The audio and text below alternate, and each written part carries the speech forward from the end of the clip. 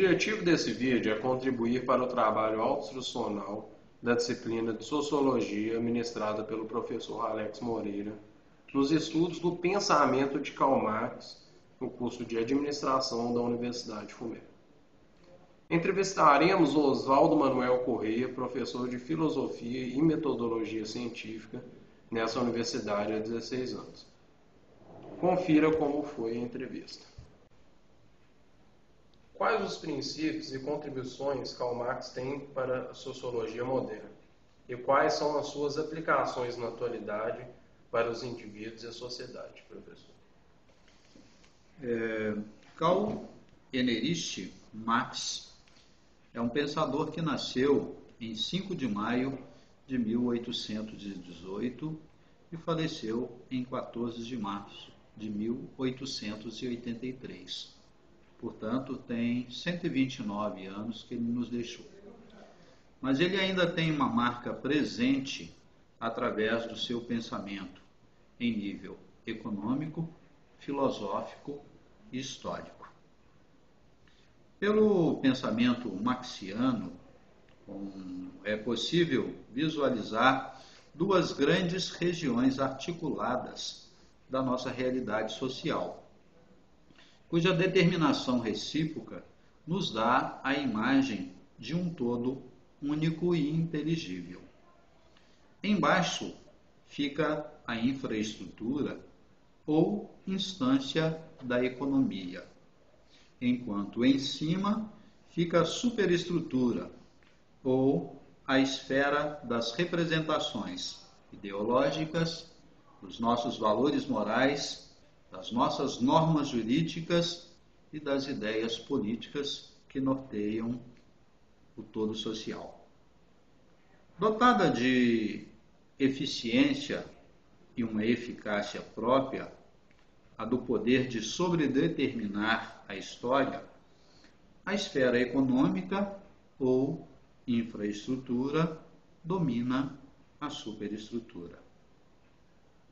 Sabendo que o que se passa na parte de baixo, na estrutura econômica da sociedade, é possível saber o que se passa no alto, na superestrutura. E a tarefa da investigação filosófico, econômico, histórica do pensamento de Karl Marx foi a de explicar a superestrutura pela infraestrutura.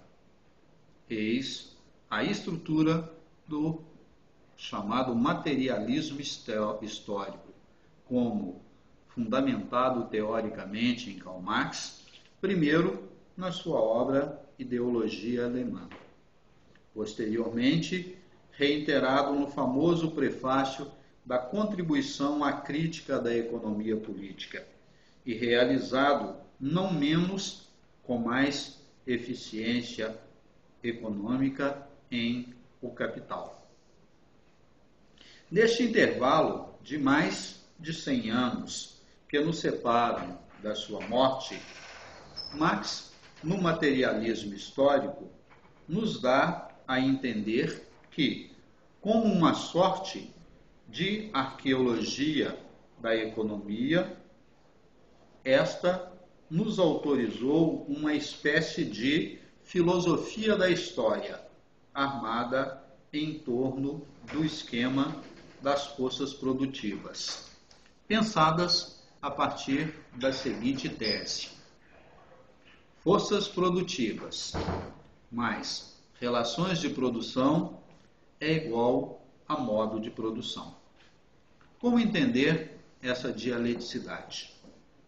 O trabalho ou modo de produção, quando definido como uma atividade orientada e de caráter teleológico, ela se constitui a partir de um jogo de 3 elementos.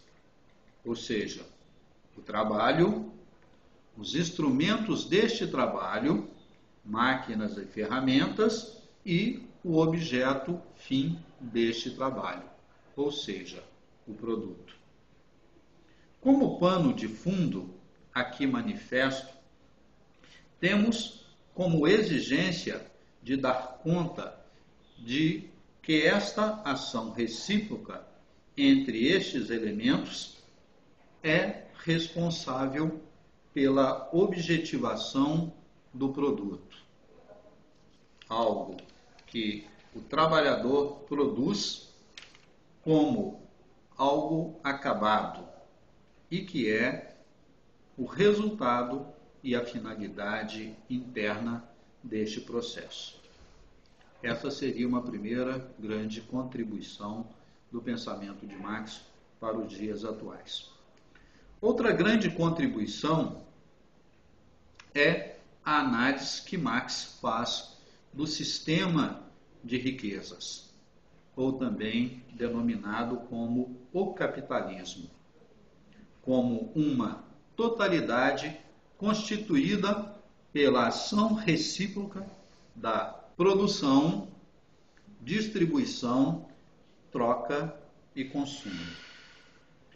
Mas para compreendermos este sistema de riqueza, seria necessário entendermos outras categorias reveladas pelo pensamento marxiano, que são elas: valor de uso, valor de troca, trabalho concreto, trabalho abstrato, dinheiro, mais-valia, lucro, capital, ideologia, alienação, dentre muitas outras.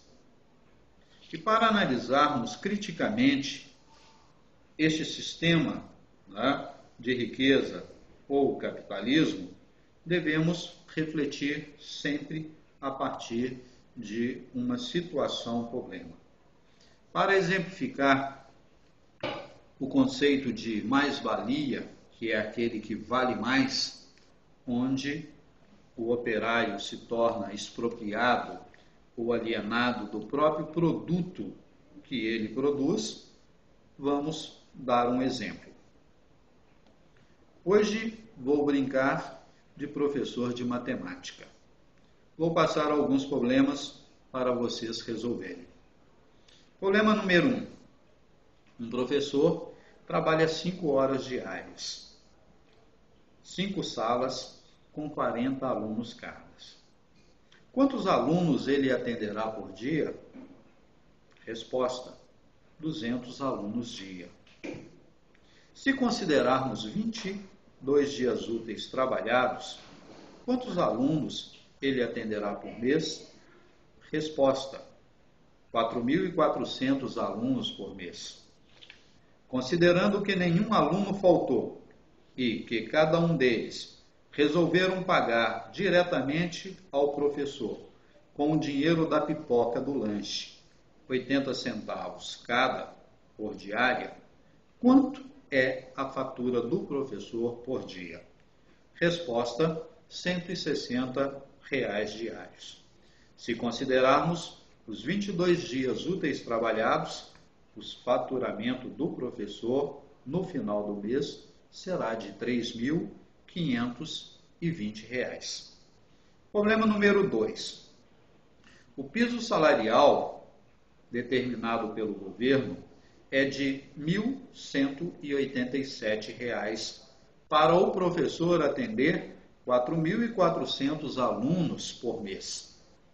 Quanto o professor fatura por cada atendimento? Resposta: aproximadamente 27 centavos mensais. Vixe, parece que o professor vale menos do que um pacote de pipoca. Problema número 3. Um professor de padrão de vida simples, solteiro, que mora numa cidade do interior, em atividade nas escolas públicas, tem as seguintes despesas fixas e variáveis. Para o sindicato, ele contribui com R$ 12. Para o seu aluguel, para não viver confortavelmente, R$ 350. De água, energia, aproximadamente R$ 100. Acesso à internet, R$ 60.